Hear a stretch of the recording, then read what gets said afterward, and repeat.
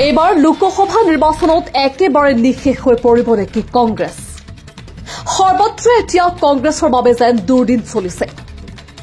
নিৰ্বাচনৰ প্ৰাক্ষণত 5 গ্ৰামত গভীৰ নিশা কৰিমগঞ্জ লোকসভাৰ কংগ্ৰেছ প্ৰাৰ্থী হাফিজ ৰছিদৰ প্ৰতিমূৰ্তি জ্বলাই প্ৰতিবাদ।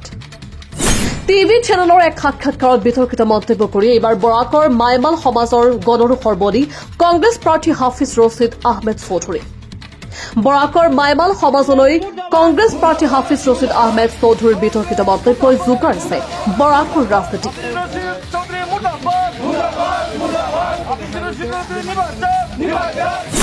মাইমাল মুছলমান দুষ্ট দালাল অপৰাধী স্বাৰ্থপূৰণৰ বাবে বিজেপিত যোগদান কৰে মাইমাল মুছলমানে।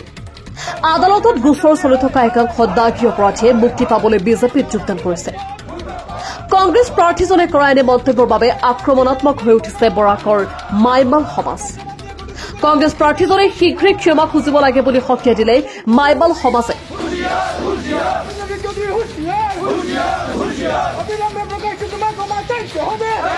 অন্যথা বৰাক উপত্যকাত কংগ্ৰেছৰ বিৰুদ্ধে ভয়ংকৰ আন্দোলন আৰম্ভ হ'ব।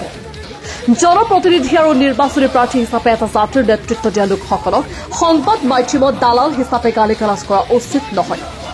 মাইমাল সমাজৰ আগশাৰীৰ মানুহক গালি গালাজ কৰাৰ বাবে মাইমাল ভোটাৰৰ খং উঠাটো স্বাভাৱিক আৰু তেওঁক সকীয়ানি দিছো যে এই কথাটো তেওঁ যাতে উদ্যোগ কৰি লয় আৰু ইয়াৰ প্ৰভাৱ নিৰ্বাচনত বেলত বাকচত পৰিব।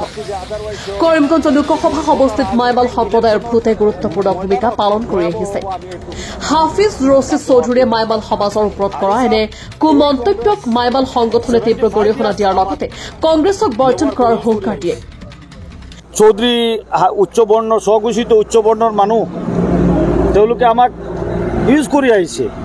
আমাৰ হকে কোনোদিন কোনো কাম কৰা নাই। আজি আমাৰ হকে আজি আমি ওলাই আহিছোঁ। আজি আমাৰ জাতিৰ স্বাৰ্থত কমিউনিটিৰ স্বাৰ্থত আমি বিজেপিক সমৰ্থন কৰিছোঁ। এই কথাটো তেওঁলোকে সহ্য কৰিব পৰা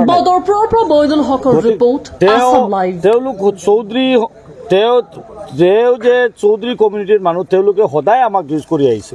নৰ্থ কৰিমগঞ্জত ইউজ কৰিছে, তেওঁ কেইবাবাৰ ইউজ কৰিছে। তেওঁ মুছলমান সম্প্ৰদায়ৰ ডাঙৰ দালাল আমি ক'ব পাৰোঁ। কাৰণ আজিলৈকে তেওঁ মুছলমানৰ হকে কি কাম কৰিছে? ইএমএফৰ জন্মত তেওঁ আছে, ইউডিএফৰ জন্মত তেওঁ আছে।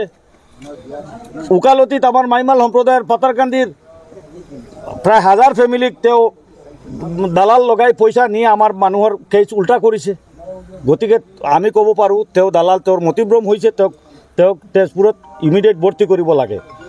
আৰু আমি দেখুৱাই দিম এইবাৰ মাইমাল কমিউনিটিয়ে তেওঁ যিমানেই যিয়ে কওক ন পাগলৰ দৰে বকি থাকক, মাইমাল কমিউনিটি এইবাৰ ভাৰতীয় জনতা পাৰ্টিক ভোট দি দেখুৱাই দিম। পৰিমল শুক্লবৈদ্য আৰু বিৰাট ভোটত আমি জয়যুক্ত কৰি তেওঁক 3 নম্বৰ পজিশ্যনত নি আমি দেখুৱাই দিম যে মাইমাল কমিউনিটিৰ শক্তি কাক বুলি কয় আমি দেখুৱাই দিম।